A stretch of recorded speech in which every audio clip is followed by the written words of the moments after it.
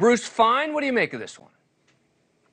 Well, they don't get to avoid impeachment if they commit high crimes and misdemeanors.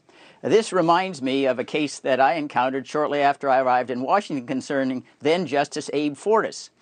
He was virtually driven from the bench. He could have been impeached because he was being paid $15,000 to teach at American University, and the $15,000 came from former clients at his private law firm, Arnold & Porter. He took a $20,000 retainer from the Wolfson Foundation while Mr. Wolfson was under indictment by the Securities Exchange Commission, and those financial improprieties, which are a fraction of what is reported by ProPublica, the value received by Clarence Thomas, was sufficient to make it clear that if he didn't resign, he's likely to be impeached and removed from office. But he's not getting impeached. It's true. Thomas is not getting impeached. I mean, it's not happening. We don't know that yet. We haven't had televised hearings. Listen, I go back to Watergate. Everyone said when Watergate hearings began, Dan, he'll never get impeached. Nixon's not going to be impeached. Pat Buchanan is there. By the end, everybody said, well, the information makes a difference. Now, we don't want to come to the conclusion that all the reporting isn't necessarily true before Clarence Thomas had a chance to rebut it. Look, so we obviously have a trial, but I think you're wrong in thinking that public opinion can't sway things if it's sufficiently egregious, because this isn't not a tinker toy. This is millions of dollars over 20 years, lavish, makes the Taj Mahal look like Motel 6. Kedric, what is it about the Supreme Court that seems to keep them immune from any sort of action short of impeachment?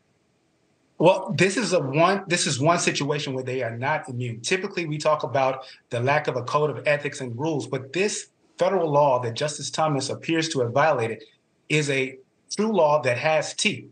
He has violated this rule with not disclosing the trips on the planes and the yachts. The quote new rule that came out last week does not apply to this travel on the planes. And there is a mechanism for the Judicial Conference, that same entity that you mentioned, that is over the policymaking for the Supreme Court, to refer that to the Attorney General for criminal and civil penalties, because this seems to be a willful violation.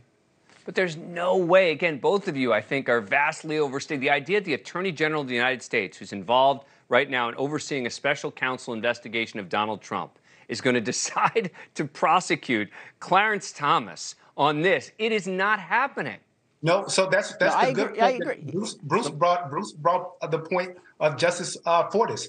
The Attorney General got involved in that matter, and then Abe Fortas decided to resign.